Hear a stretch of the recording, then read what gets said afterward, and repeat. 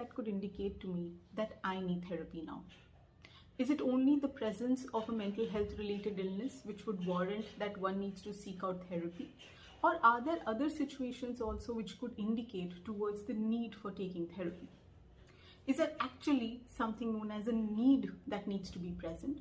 Or could I be someone who just wants to go and talk to a therapist and that too would be okay? It's important to understand that people do not always seek therapy for mental health related illnesses alone.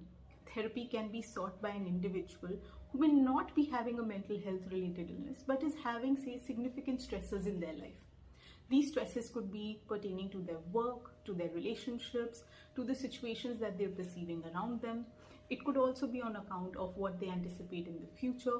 It could be about the ambiguity, about not knowing how things are going to move about, or maybe they don't have the kind of clarity that they would like to have about how they want to shape their life.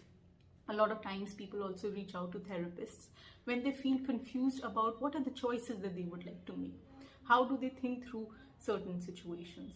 When they feel that there are minor triggers but they're not being able to solve for those problems, that they are getting a lot of input or feedback from people around them, but they don't know how do they integrate it into bringing about changes.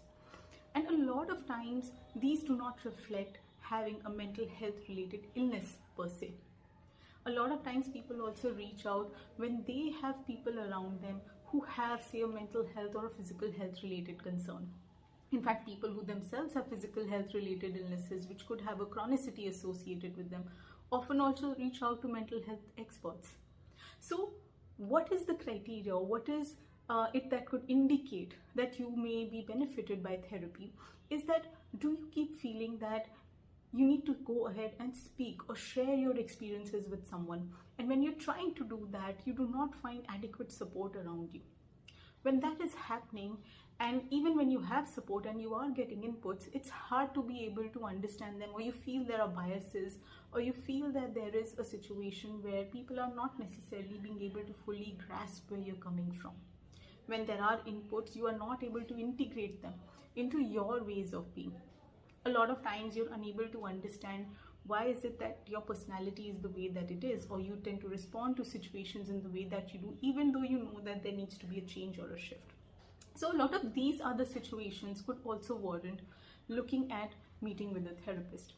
A therapist would be someone with whom you can share what your experiences are, build an understanding of where your thoughts and feelings and behaviors emanate from, understand the impact that it is happening on people around you, how situations are getting modulated, and what could be the ways in which you can bring about changes.